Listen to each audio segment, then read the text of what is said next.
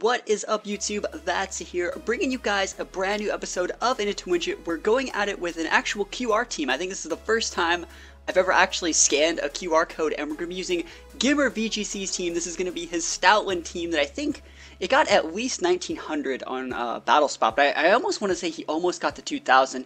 Literally, this team is so much fun to play. There's a ton of little best of one gimmicks. I really like it. We're going to be running down the items here. We're running the Rockium Z on Gigalith. We're running a Life Orb on Stoutland, the Poisonium Z on Salazzle, a Choice Scarf Milotic, Choice Specs Tapu Koko, and Assault Vest Hariyama. I will be leaving a link to his QR code so you guys can play with this team as well as the little pastebin, or just including the team's pastebin in the description below, because you guys are going to need to know everything about this team if you want to play it. It's a super fun team, and I hope I show it off to its fullest potential. Here we go, we're going to hop into some games. Alright, so our first game with this team is going to be going up against Hail. Of course, we'd be fighting another weather, and oh, we see an Arcanine. We finally see an Arcanine. Alright, cool. Arcanine versus Milotic, good matchup for me. Here we go. Yeah, I could actually go Gigalith and Stoutland against this, I think. I think it's actually super good against, like, Feeny. I think it's good against Kartana. Alright, so we have Gigalith and Stoutland against a really solid lead here. I also probably should be bringing Salazzle. I think Salazzle's good. The only thing I don't like about this team is only one of the Pokemon have Protect. The only Protect is on Gigalith. There's no switching to mitigate any damage, and there's no Wide Guard, and there's, like, things just have to die. You have no form of speed control at all. You have multiple Fake Outs, but that's it. There's no speed control, no Protects, and a bunch of choice items. Like, I just, this team is so weird. It's legit the weirdest team I think I've ever had to play with. Because, I mean, I've made teams with limited use of Protect as well, but there's ways to stop. Like, there's forms of speed control with that team. There's Tailwind. There's ways to stop Tailwind. This team does a good job of dealing with Trick Room, but, you know, it can't deal with Tailwind. Luckily, our opponent doesn't have Tailwind, but I can't see this team working in, like, a sense, because I actually played a couple games with it before I started this recording, and it's hard. This team is hard to play with, man. It is very unforgiving. You literally have to, like, four-stock them with this lead if you want a shot at winning the game, and that's not cool, man. That's not. I don't like that. So he does us a big solid and leads Ninetales Sandslash. That is huge because it gives us our weather. Like, appreciate it, bro. And I could probably go with a Rock Slide, but I think I'm just gonna Heavy Slam the Ninetales. So we're going to Heavy Slam into the Ninetales, it's going to clock its Sash and get KO'd by Weather, and then we're just going to Fire Fang the Sandslash. And I hope that that can KO Sandslash, but no promises. Sandslash is relatively bulky, but, you know, they don't ever expect the Fire Fang. So yeah, just withdraw Ninetales. Who's eating the Stone Edge? Flygon's going to eat Stone Edge. Flygon's going to eat an Ice Fang next turn. That's what he's going to eat. And Fire Fang comes in on Sandslash, so big damage. So Sandslash is going to be going down. It really just tells me that the Sash is on the Ninetales. See, the thing is, he preserved his Ninetales, so when he sends out the Ninetales next turn, like, my weather's gone, and, like, I have no way of, like, Protect switching to get it back up because none of my Pokemon have Protect. It's very unsafe, I think, to leave with this. But this might not be how he plays the team. But when I fought him, he's played it like this before. Like, I guess I'm still winning. Like, I'm complaining, but I'm winning. But I haven't got my brain wrapped around this team yet. He hasn't sold me on this team yet. That's the best way to say it. Because now, if I want to switch, I lose a Pokemon. That's just straight up how it goes. But I'm going to do it. I'm going to switch into Milotic, and then Stoutland has to just die? I mean, how is that, like, fair? If Stoutland had Protect instead of Giga Impact, I think this would be a much better team. Just because I don't ever really want to use Giga Impact. I don't know what it's calced to KO, but being able to Protect and switch into Milotic would give me huge advantage this turn. Huge advantage, because there's a Scarf Milotic, so Scarf Milotic could threaten the Flygon, and then Stoutland could then switch out next turn safely into Gigalith again to reset the weather. He goes for a Blizzard, Stoutland has to just eat this. Like, ouch. And, he goes for an Earth Power onto probably the Gigalith slot. Yeah, so that guy, he's ignoring my Stoutland, which I think that's definitely a misplay, because, like, you should be trying really hard to get this Stoutland off the board, I think. I probably could have hit the Milotic with a Fire Fang, but I wanted the Flygon off the board because I really thought the Flygon would be Scarfed. Looks like it was Life Orb instead. So he only has 2 Pokemon left. He can't really reset the terrain anymore. Or sorry, the weather anymore. So let's see what his last Mon is. We've KO'd Sandslash and Flygon. His last Mon is gonna be... what is it? I'm probably gonna switch out for Stoutland. It's gonna be Kartana. Yeah, I'm gonna switch Stoutland in. Or I'm gonna switch Gigalith in probably. Ooh, it's time. It's time to showcase it, guys. It's time. Alright, have we seen his Scarf? We haven't seen his Scarf. It's probably Scarf on that Tana. Oh, it's probably Scarf on that Kartana. I know it's probably Scarf, but I'm still going to go for it. HP Fire onto the Kartana. And then we're just going to switch Gigalith in for Stoutland so we can save Stoutland so we can just KO the Ninetales with that. And like this guarantees our weather comes up, so it's good. Just make him miss a blizzard. There's a lot of things that can happen here. It's probably a scarf on that Kartana because he's not gonna have a sash. But oh, it's whatever it is. It's dying to HP fire unless it's vested. Oh man, HP fire scarf Milotic. The gimmicks, the best of one coming in. How do you roar veils? But there's nothing there for you, man. It's sand time now. So you made this. I made this. I made this weather. Well, I didn't make the team, but I tried to meme a little bit. Anyways, we're just going to HP fire again. And, you know, it looks like we win, but, like, I don't feel like a winner. You know? He's probably just going to forfeit. Yeah, it's a forfeit. It's pretty cool. It's cool that you can just gimp games like that, but in a best of 3 setting, I really think your opponent would tighten it up. So we're going to go into game 2. We're going to try and see if we can make some more plays, and yeah, we'll see what happens. Right, going up into game 2, we see Semi-Room from Moon with double Tapu Kartana. What is that? Mudsdale, Porygon, and Vikavolt. Alright, against this type of team, I actually think Hariyama's amazing. Like, we're going to lead Hariyama here. This is the Hariyama show. Now, all we got to do is bring a couple Pokemon that could eventually take out a Mudsdale. So, do I want to go with Milotic as a lead? Milotic's only good versus Kartana and Mudsdale. I guess I'm going to go Milotic. I like Salazzle, but it's not great. I think I'll go Koko. And Gigalith. Yeah. So we're going Hariyama, Milotic, Koko, Gigalith. I like that a lot. That's enough for me. If we knock off the Porygon, or if we just close there's like so many ways that we have so many outs here. I think we're just going to fake out the Porygon, Scald the Milotic, or maybe even have to, we might have to Hydro Pump the Mudsdale, but we'll see what happens. Milotic's just there to preserve and like save my Hariyama from eating big stuff from like the Mudsdale and the Kartana.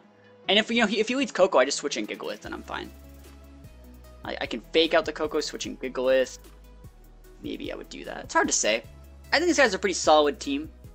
The Gigalith is going to be good, and he knows we're bringing Gigalith. So I expect him to bring Mudsdale. I expect him to bring Kartana. I expect him to probably bring the Feeny, and then maybe Porygon. I don't think he would bring Porygon. I have like a Hariyama. Like, would you really bring Porygon? Like, I'm respecting you bringing a Porygon, but are you going to bring it? Are you really going to bring it? Let's check out the EV spread on this Hariyama. I still have the pastebin up. EV spread is 240 in attack with Brave Nature. So, like, I mean, this Hariyama deals the damage. I wonder if it can one-shot, though. Yeah, Kartana Mudsdale, this is huge. This is so big.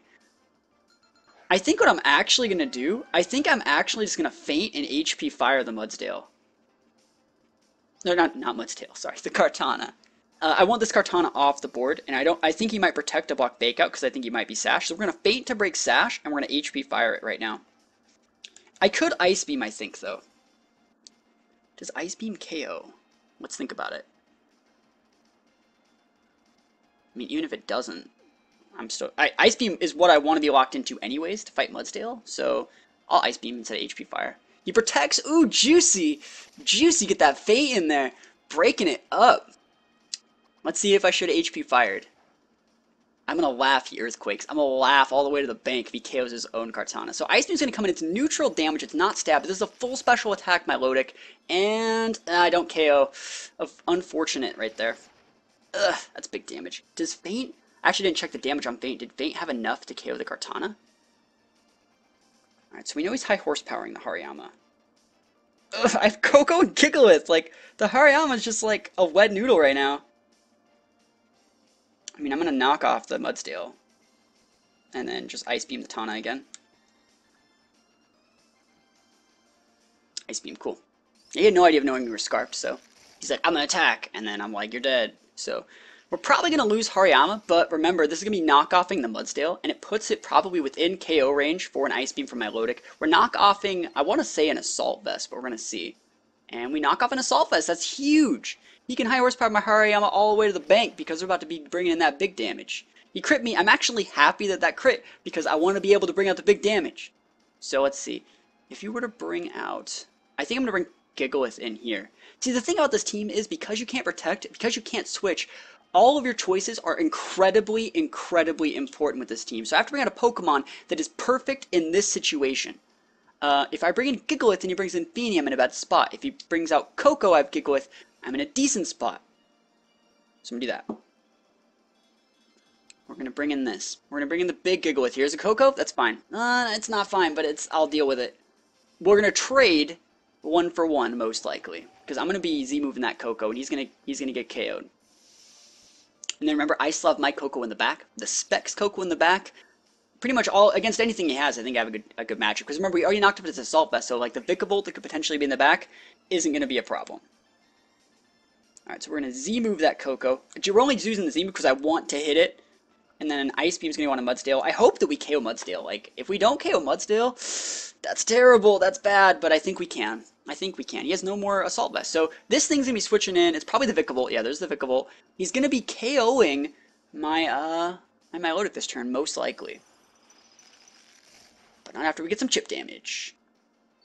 Z-move. Okay, hey, he blows his Z-move, and then it's his Mudsdale and Vikavolt versus Gigalith and Coco. Like, I think I have the winning matchup. It's not going to be pretty, but I think I'm going to be able to grind this one out. So he's going to give out Havoc. I wonder if he's hitting my Gigalith. I won't KO. You won't KO? Okay, yeah, I have to hit the Milotic. I wonder why he's doing that. He knows that I'm Scarfed. Maybe he thought I was going to switch and he wanted to deal big damage. But it's in this scenario that I'm extremely happy that this Coco has, what is it, Grass Knot. We have Grass Knot on this Choice Specs Coco of his. So we're going to be able to Grass Knot his Mudsdale, and we're going to be able to Stone Edge or Rock Slide our way into that Vikavolt. I think I'm just going to Rock Slide, because it's enough damage to KO a Vikavolt, and it has a higher accuracy. Big damage. Get out of here. Wish I still had the Z move, but hey, I'll take taking the Coco off the board. That's huge for me. Yeah, I'm just going to Rock Slide. That's enough damage. So bring in the Coco. Remember, we knocked off an Assault Vest, so he's probably full HP, full attack, and he no longer has the boost. Just because he's a ground type doesn't mean he gets the boost to special defense. So, yeah, we're just going to go in. We're going to hopefully be able to KO with a, yeah, we're going to hopefully be able to KO with the what is it, Grass Knot.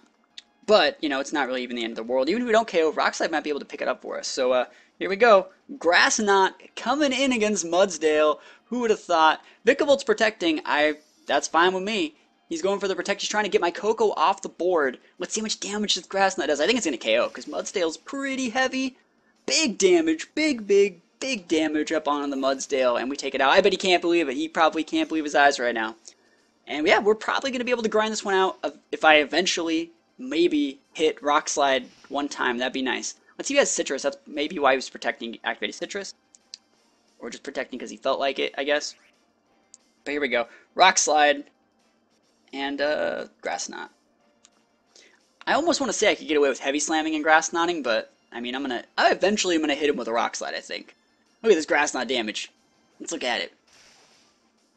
That's not bad. I'm not even joking. Ah, his Energy Ball. Fuck. Ah! Rock Slide, Rock Slide, Rock Slide. He's Life Orbed. Carry me. Okay, Rock Slide hits. See, like I said, like, I totally cheesed him. Like, I used Choice Scarf Milotic, I used Energy Ball, Specs Coco, like, weird stuff, and I still barely won. So, maybe it's just me being unfamiliar with the team, but I think I just need a little more practice. What do you guys think about this team? Like I said, I'm going to be leaving a full description, link to the QR team. Maybe you guys can make this work. Let me know what you guys think about this team in the comments below. I'm probably going to be using it for the next few battles, trying to get a better grasp of it, because I think it has the potential just to, like, lock people down, but you have to know their leads. You have to win the game from turn one with this team, and it's a really aggressive team, which means it's perfect for my channel. So let me know what you guys think about this team in the comments below, and I will see you guys next time. Peace out.